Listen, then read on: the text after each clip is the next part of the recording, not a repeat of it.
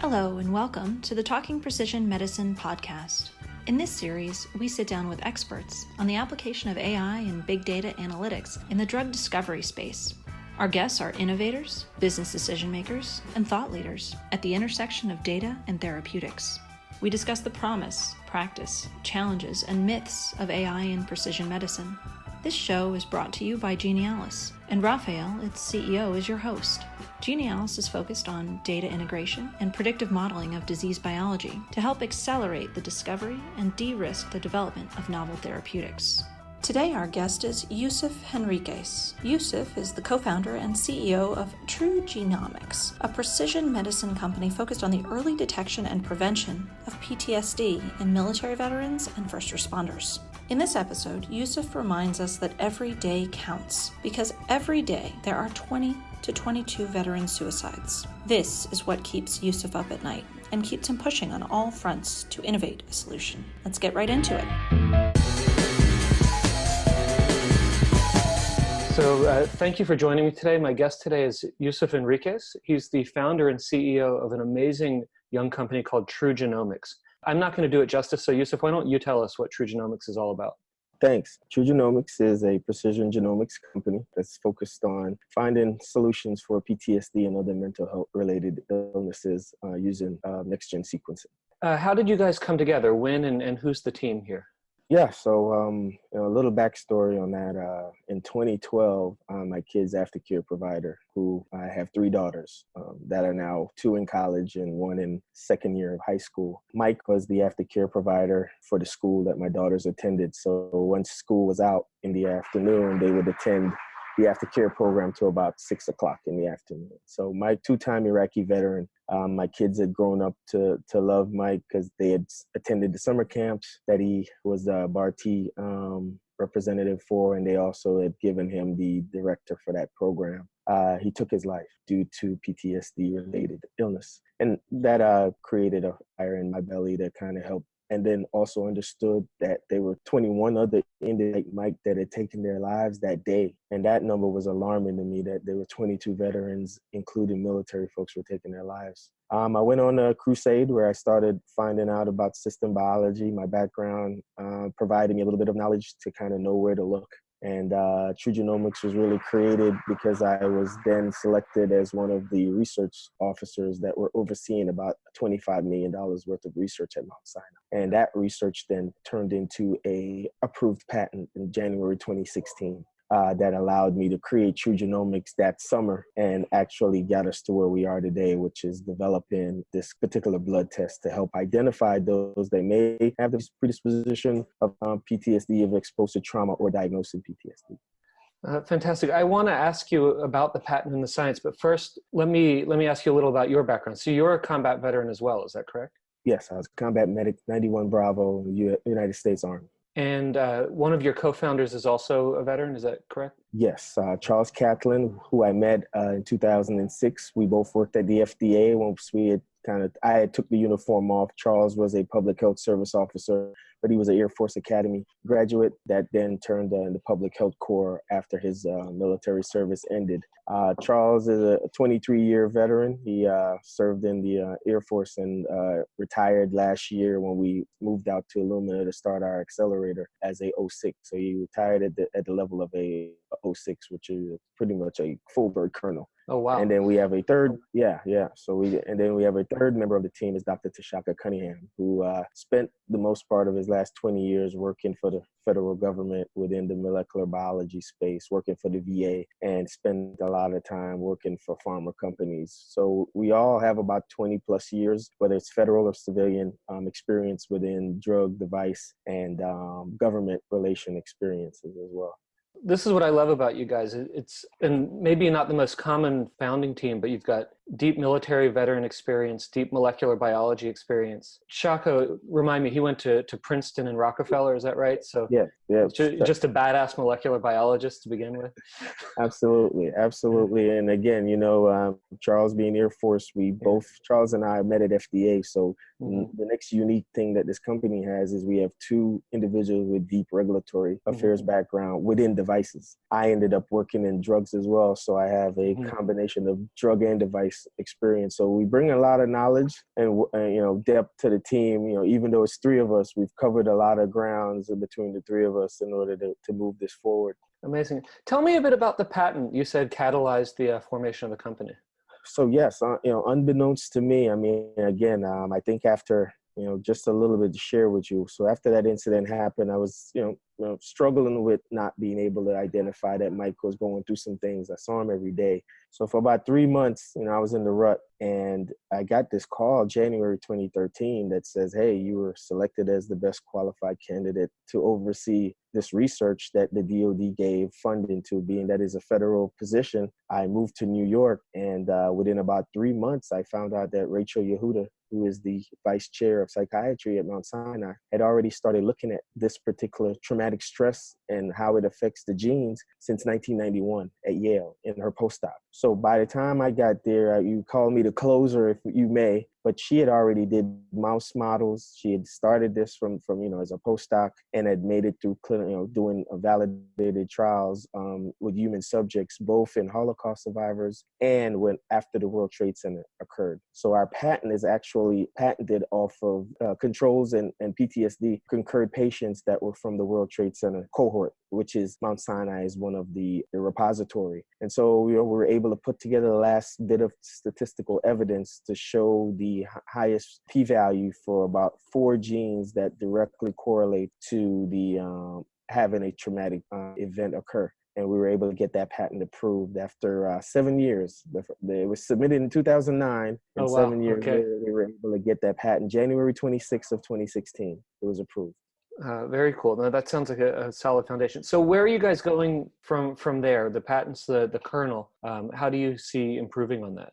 So that's what we've done, right, Mom? So once I was able to convince Mount Sinai that three young gentlemen with no company experience had the background and the knowledge to kind of carry this to commercialization. I received an exclusive license for Europe, US, and pending Canada from Mount Sinai as exclusive rights. And then I took the team and presented it to Illumina, who had created a genomics-only accelerator company. They were in their 3rd year. We were part of the 7th cycle, and we pitched it to the executive team there, and we were able to get into the accelerator, which was 2 things for us. One, gave us huge credibility of getting in because we had something tangible and looked commercializable. And then the resource that Illumina gave us, being able to build our blood test on their platform, gave us a wide open opportunity to then be able to market that to the DoD and the VA, because we now can show that we're able to scale. And so we've developed that gene panel with the help of Illumina as of December 2018. And we're now here in the DC, Maryland area, talking to the DoD and the VA of doing a prospective study with Department of Defense recruits coming in the military and potential veterans that are leaving the military going into the veteran population, which is 2 different agencies. Now, how do you see ultimately a test like this, a blood test for PTSD, how do you see it being deployed in the real world, and what's both kind of the tangible impact you think it'll make and also sort of your dream of the change in the world you hope to catalyze? So 7 years ago, I thought surveys are just not enough. As you know, the current standard right now is very ineffective. You get a survey when you join the military, ask you a bunch of questions. Depending on your dire situation to leave whatever environment you're in, you may not be up front with the answers, right? That's just the reality. And so what we looked at in my head, I said, well, being a medic, I need to be able to triage those that are at high risk, just like I would do on the battlefield. And that's where the inception and the idea of being able to identify those that may have this predisposition, or identify those that have this non-verbally. So a non-reporting screening tool is what I had envisioned. And so I'm able to carry that out now, but revolutionizing the way screening is being done. As you know, we've seen it for the last 15 years, has been 20 to 22 suicides. So we know there needs to be improvement. I'm not saying my test will replace the current standard, but we need to enhance it, because we're losing young veterans to suicide, because what happens is you're not able to identify those that are suffering, and then they go 2 to 3 years, self-medicating. And then by the time you get to them, it's a little bit too late and they're already on substance abuse or drug abuse. So the way this test I see revolutionizing, we'll be able to get a baseline of every individual coming in, which is no different than what the military does now. Right. We'll just be collecting a special tube called the PAX gene tube to preserve the RNA and DNA DNA. And then we look at the epigenetics of an individual over time and make some real clinical support decisions as, what is triggering some of these individuals to start having these episodes. Is it multiple deployments? Is it one trauma? Is it two trauma? We don't know those answers. And so this is test that we've developed right now is just the baseline. And there's a lot more enhancement to come.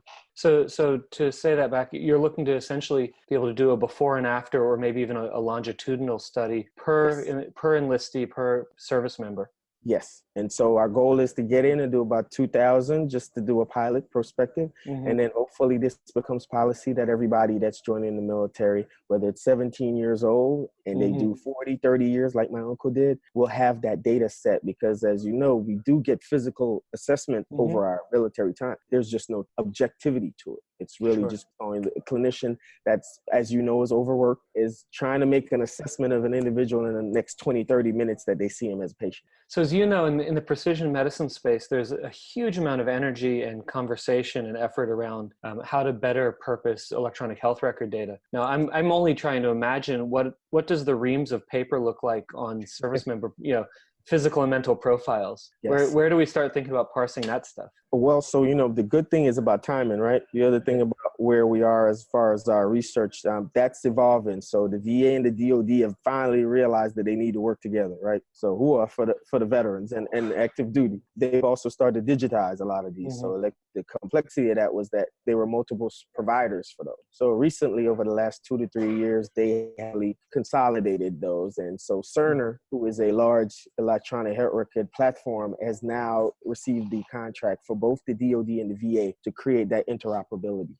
And so, we're not all the way there yet, but my uncle just got out of the military and his profile was digitized. Okay. So there's some hope that will be able to move forward and be able to digitize a lot of the electronic health record and have those two systems talk. So a veteran or an active duty member don't spend all their time trying to talk about their last 20-year history. Yeah. Give me just a sense of the order of magnitude. How many veterans records are there, veterans health records in the system somewhere? So just give you a snapshot, about 9 million active duty service members, and then the veteran population is about 20 million. Okay. But there's only about 8 or 9 million that are actively seeking care at the VA. Okay. So as you can see, that's only 1/4 of the individual that's veterans that are even being seen by the VA. And gotcha. So that there's a huge drop off of when you get out the military to if some of those veterans ever make it to secondary care, which is at the VA, which they're eligible for if they just stepped into the VA hospital. Right. So what you see is that disconnect. And so we're hoping that if I'm able to track these individual veterans, they'll be used to having these evaluations and then carry that along once they get out of the military, because we'll know who, and if they don't come in, we'll have that database to know who those individuals that are at high risk to start reaching out to them, because we have the DOD has all the information. Gosh, I have so many questions. Okay, I'll just talk about some of the areas I want to go, and maybe you can tell me where you want to go. One, I'm interested to understand now what the interventions are. So, based on the survey method, surely some people at least register as needing some sort of support. Yeah. What are the sort of standards of care today for people within the VA system who show signs of PTSD after combat or after service? I'm interested. Let's just start there. I'll write down my questions. We can come back to it. Absolutely. So just give you a snapshot over the last 20, 30 years, we've had what you call the DSM 1, 2, 3, 4, 5, right? We're up to 5 now. What that is, it determines what PTSD is, what bipolar is, what depression is. What we're seeing with the military community is when a clinician sees you, he gives you the survey, but he doesn't know what you really have. Is it PTSD? Is it depression? Do you have some other kind of mental illness? And what you start to see is this kind of crapshoot, this guessing game. So they use the survey, which is about 50% accurate, to determine if you have a psychological profile. And then it's a guessing game on which medication works for you. And on the back end, being that I worked at FDA, we know that doesn't have a high inclusion factor, right? So diversity is not big in the drug trials. So it's 95% European white male.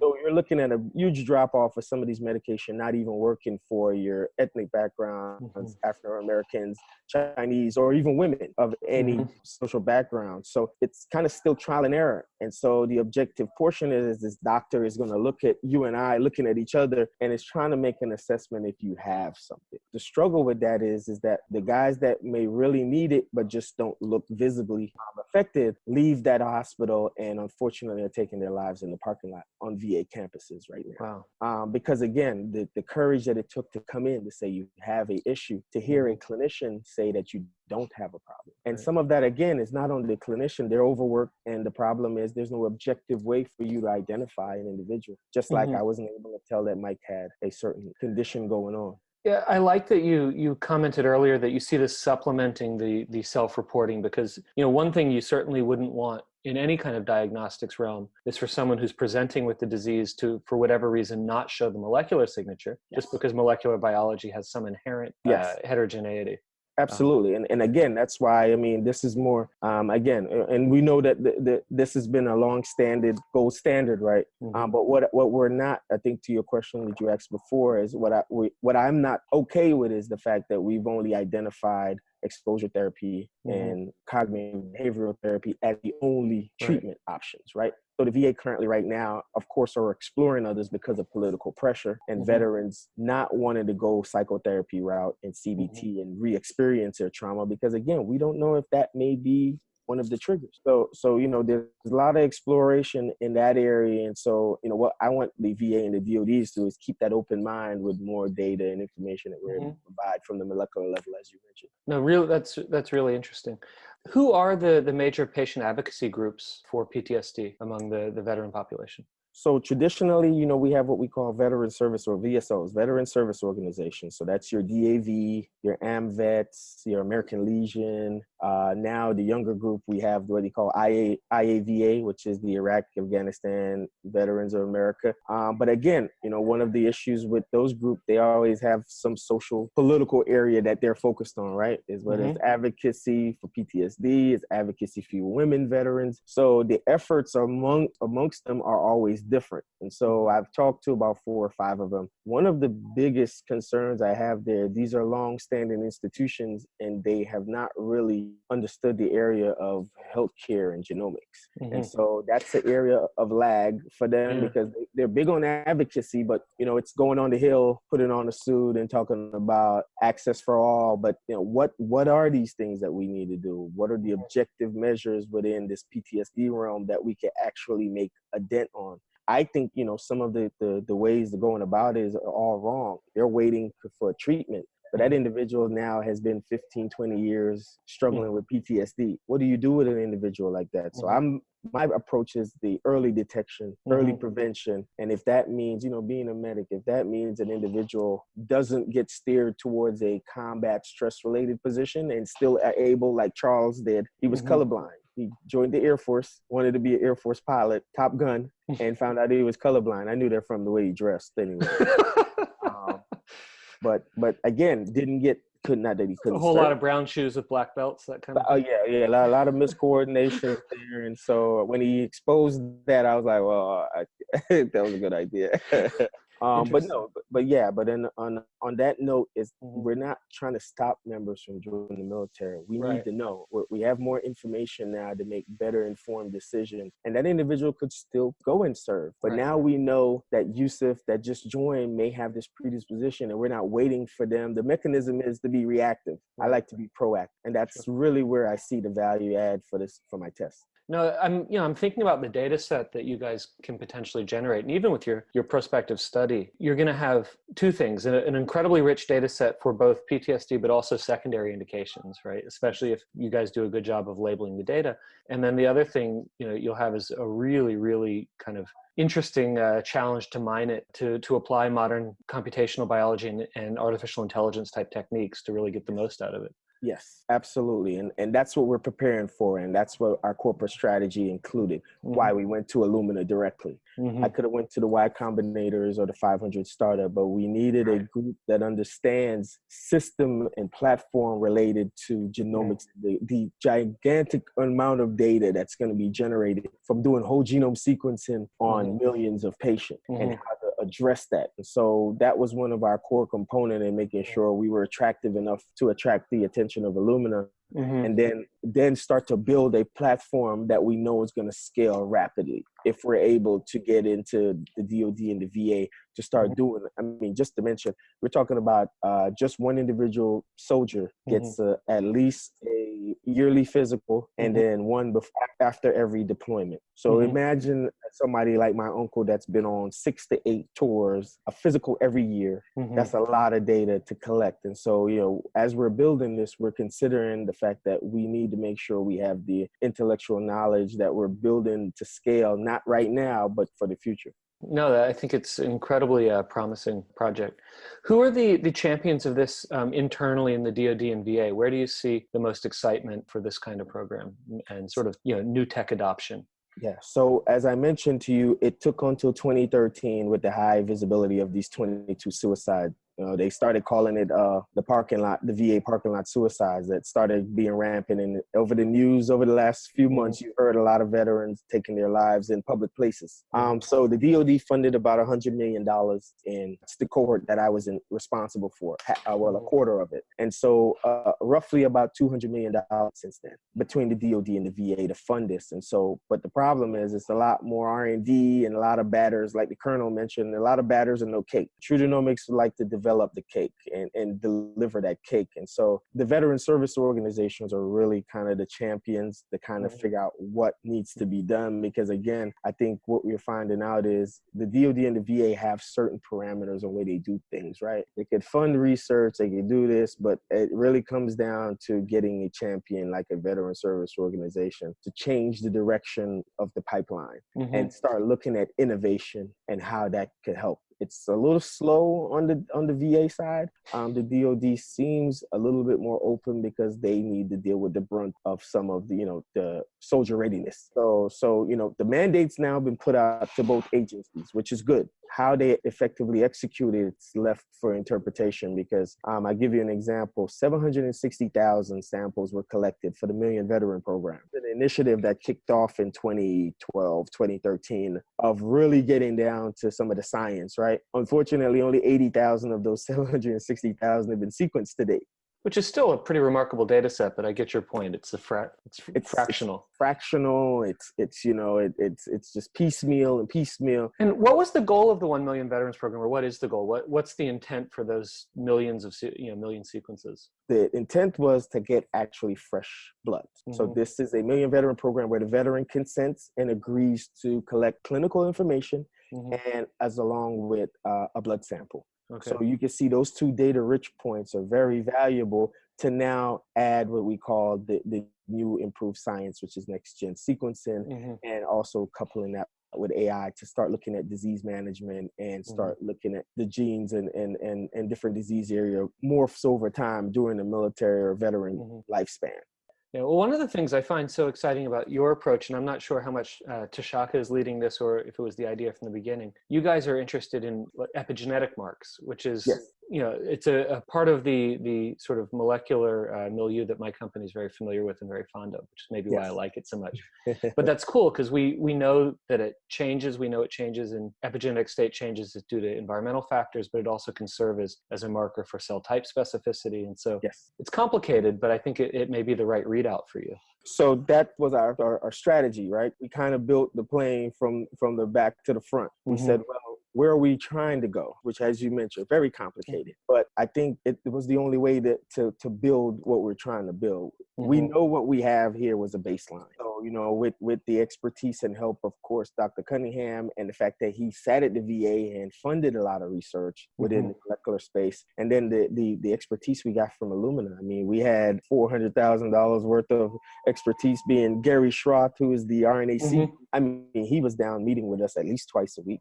So we were really able to use the knowledge base, both internally to the company and with Illumina, to really think about how we plan on scaling this and being as effective and making sure we're not leaving out areas like you mentioned, a multi-omics approach, looking at the epigenetic. And that takes an individual that understands the military, right? We know we have individuals that have served multiple tours, been to multiple locations, and we couldn't ignore the fact that environmental aspect does play a key role.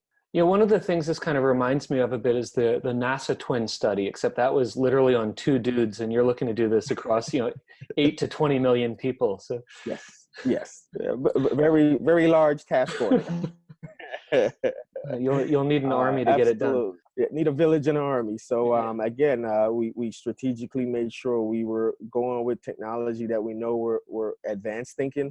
Now, as your question before is, we need to get these individuals within the DoD and the VA to kind of think not short term but long term. And I think that's where some of the complexity comes in, is where we do Band-Aid fix, and then we have to go back and build other structures, and then we start ending up with different silo of information.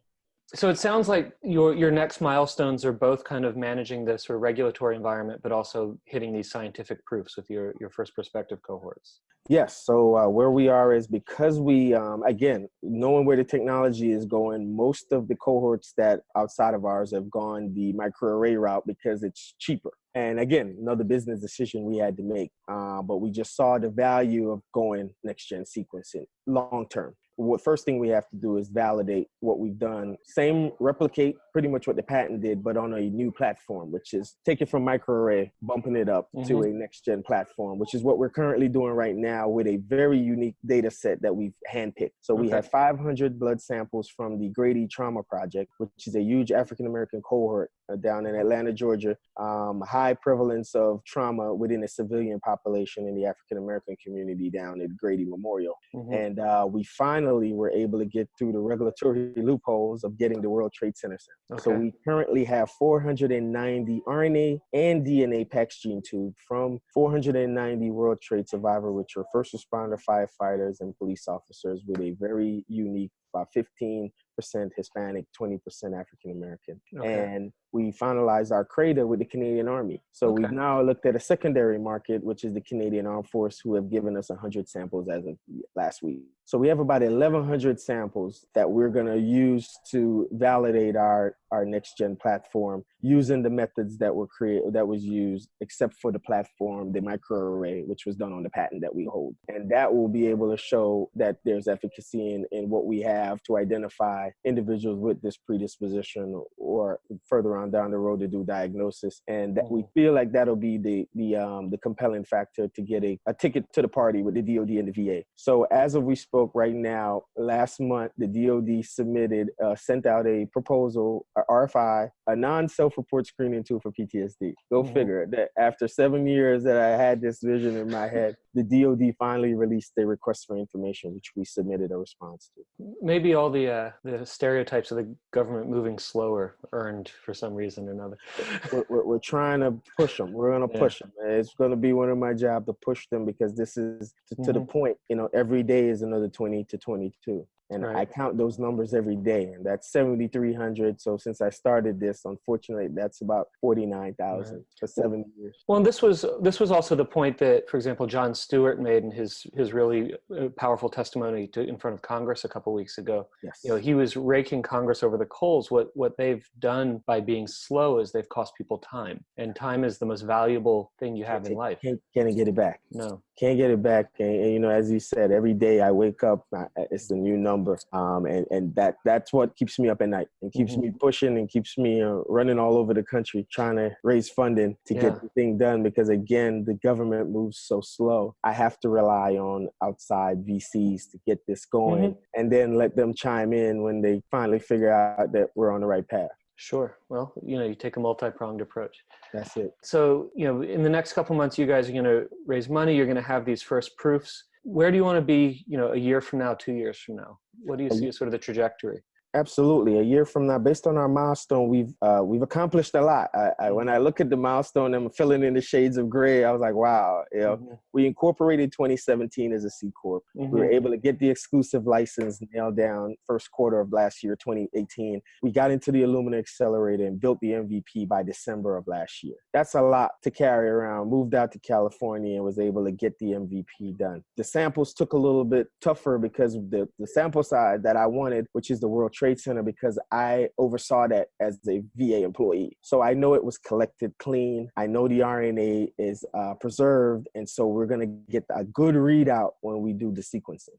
Where we are right now, I don't have what we've convinced Illumina to give us a little in-kind service to do some of the sequencing to get a preliminary data set, but I have to sequence the other 10,000 that I have to do, which is going to take a little bit of funding. And so next in a year from now, we're hoping that we are able to show the DoD and get a pilot in September of this year to do about 2,000 patients, both on the DoD and the VA side, and be ready to scale large amounts next year. This time we're looking at 30, 40, even 80,000 patients, both from the DoD and the VA. That sounds incredibly promising. I'm super excited about this for you guys. I hope we can be helpful to you if you need help on the analytics side, for sure. No, definitely. Look, again, it's going to take a village. We need forward thinking. I think when we spoke, we love the approach that Genialis has taken of looking at things the way we love the lens that you guys are looking, because again, it's one thing to go with what's now, but what we are looking for, we're looking for the forward thinking, because we know what it's going to take. As you said, to be analyzing what we're talking about close, let's just say we get 5 million patients. That's a lot of data. Just being lowball. We know there's approximately 20 million out there. Just say we add 25% of that. That's going to be a lot of data, and we need team and forward thinkers that know how to navigate and not put ourselves in a box where we have to build a whole new solution from the ground up a year to 2 years from now. But this is going to get so cool because, you're going to have your early detection, you'll have your early intervention, these longitudinal data sets. And kind of by definition, it's personalized medicine. It's very precision medicine, right? Because each person's going to have that's the definition of yep, that's the definition of precision medicine. But you guys will also be poised to change the way that these diseases are treated. Also, you're going to start to see, evidence of different interventions having effects, right? Yes, policy wise. But as you got to be able to back it up, right? And so the approach, as you just mentioned, let's get one piece of it nailed down, and then we get into the policy. Then we get into changing the way things are kind of currently being done. And so we see that as a strategic approach on how to really bring the numbers to shed light on the fact that the way things are currently being done needs to be improved. Fantastic. Well, like I said, I'm a huge fan. Anything I can do to help you guys on your mission. That's the other thing I love about this. It's one of the most purely mission-driven companies I've seen out there. Absolutely. I got up one morning and said I wanted to do something. I would have never thought that I would have gotten this far. I'll be honest with you, didn't know about genomics. The only thing I knew is that 22 suicides was just too much for me. And, I was blessed to have, I've met Charles at FDA and we shared common core values, and then ran into Dr. Cunningham, who immediately believed, because again, he was sitting on the other side looking for companies to come into the VA with technology that had some meaningfulness to it. And so it was a no-brainer for him to jump on the team. And we've just been, moving the needle along, bootstrapping and sharing bunk beds and doing what we have to do in order to get this mission accomplished. Oh man, I remember the first work trip where we didn't stay at a hostel international. That's like a milestone for early stage.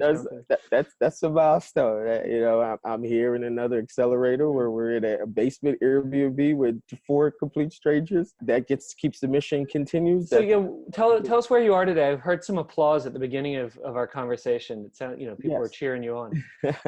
Absolutely. So right before I came out, I just did my 2-minute pitch in there. I am at the Veteran Future Labs at NYU in Brooklyn, New York. NYU, to their service to the veteran community, has given a Veteran Future Lab accelerator for veteran startup companies. And so we are here presenting to some of the executives at NYU of what our mission and goals are. There's about 30 co-founders, founders here pitching their ideas, and we are in a 1-year cohort for the next year. And it's really to help us, give us in-kind service, things that, as you mentioned, startup really can't afford. And so we're going to be able to utilize a lot of that. And we're here.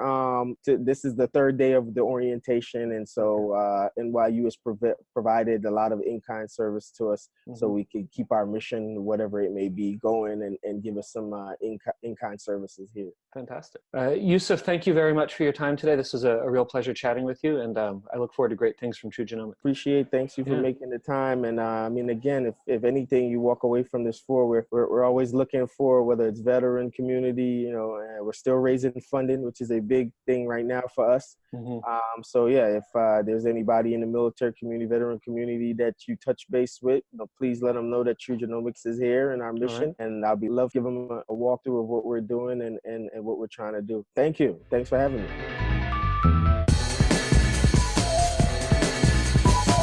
This has been episode 13 of Talking Precision Medicine. Thanks for joining us.